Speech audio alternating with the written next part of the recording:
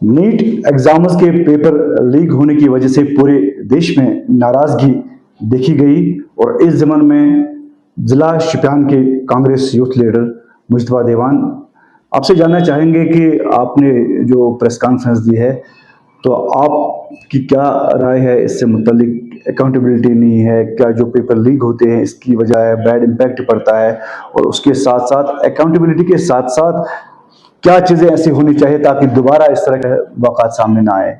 बहुत बहुत शुक्रिया आपका इरशाद साहब।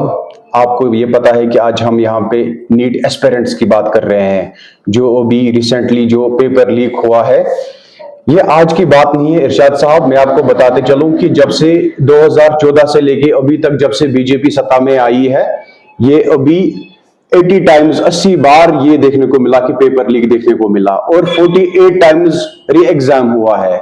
ये आज पहली बार ऐसा नहीं हुआ है। अगर हम NEET नीट एस्पिरेंट्स की बात करेंगे, ये यहाँ आज की बात नहीं है। अगर आप पास्ट ईयर की बात करेंगे, पास्ट ईयर्स में जाएंगे, 2023 में भी ऐसा हुआ, 2024 में भी ऐसा हुआ, 2025 में भी ऐसा हुआ और इस साल भी अब 2026 को भी ऐसा ही देखने को मिला। ये हमारे जो एस्पिरेंट्स से इनके साथ विश्वासघात होता है। उनको हमारे देश के एजुकेशन सिस्टम पे, जो एजुकेशन सिस्टम है उस पे जो एतमाद उनका होता है वो खत्म होता है।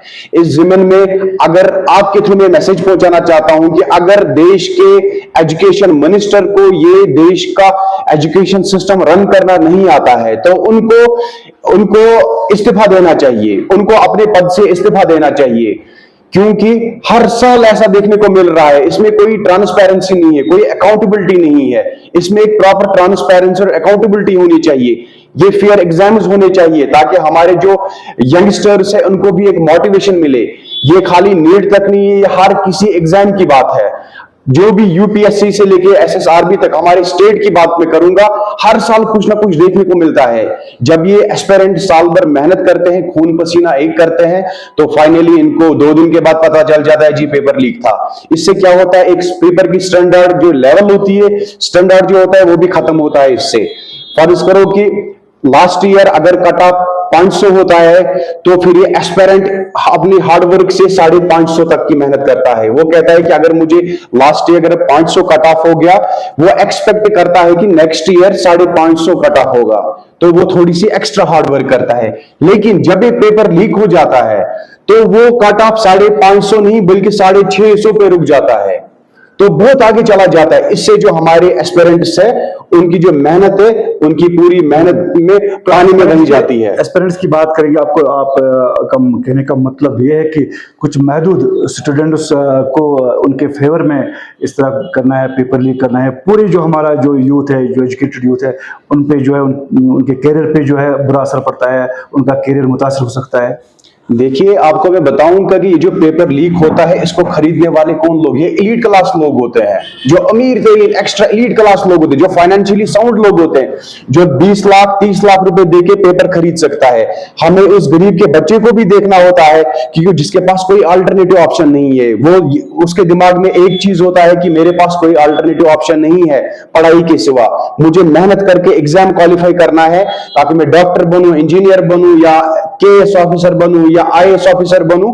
उसके पास वो मेहनत को देखता है, वो इन कल्प्रिट्स की तरफ नहीं देखता है कि इन कल्प्रिट्स पहले ही सोचते हैं कि हमें पैसा आएगा कहां से।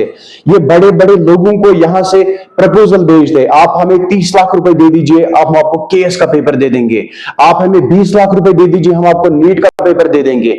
लेकिन वो विश्वासघात गरीब के साथ होता है, वो विश्वासघात उस स्टूडेंट के साथ होता है जो साल भर बेचारा बच्चा मेहनत करता है, जो खून पसीना दिन रात एक करके मेहनत करता है, उस डेडिकेशन के साथ, उस कंसिस्टेंसी के साथ।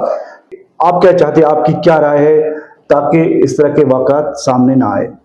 देखिए, जो हमारी अभी डिमांड है, हम चाहते हैं कि एक ज्वाइंट पार्लियामेंट्री कमेटी बने, जैसे हमने 2024 के मैनिफेस्टो में रखा था, हमारे श्री राहुल गांधी जी ने रखा था कि अगर हम देश का चुनाव जीतते हैं, अगर हम रूलिंग पार्टी आते हैं, अगर हम सेंटर में जीतते हैं, तो सबसे पहले हम एक ज्वाइंट पार्लियामेंट्री कमेटी बनाएंगे उस एक स्ट्रिक्ट लॉ बनाएंगे उन कल्प्रिट्स के खिलाफ, उन बैकडोर जो एंट्रीज कराते हैं उन बैकडोर्स के खिलाफ एक सख्त से सख्त कानूनी कार्रवाई करनी चाहिए। उस लॉ के खिलाफ एक कानून बना चाहिए। अब इस टाइम हमारी अनफॉर्चुनेटली हमारी गवर्नमेंट सेंटर में नहीं बनी। अब हम रिक्वेस्ट करते हैं, जो भी प्रेजेंट सरकार है, हम उनसे रिक्वेस्ट करते हैं कि एक ज्वाइंट पार्लियामेंट्री कमेटी फ्रेम कीजिए आप, उसके अंडर एक लॉ तैनात कीजिए कि जो भी ये खिलाफ वर्जी करता है, जो भी ये चाहे पेपर लीक में जिनका हाथ होता है, ये पेपर खरीदने वाले या बेचने वाले या जो खरीदते हैं या खरीदने वाले, उनके खिलाफ सख्त से सख्त कानूनी कार्रवाई होनी चाहिए ताकि वो भी इस चीज से नजात मांगे। बात करने के लिए बहुत बहुत शुक्रिया। तो जाहिर सी बात है, जो इस तरह के काम करते हैं, या बेचने वाला हो या कोई खरीदने वाला हो, उनके खिलाफ ऐसे एक्शन होनी चाहिए ताकि दोबारा स्टूडेंट्स के साथ खिलवाड़ ना हो। इरशाद मलिक, न्यूज़ 18 नेटवर्क, शुपियां।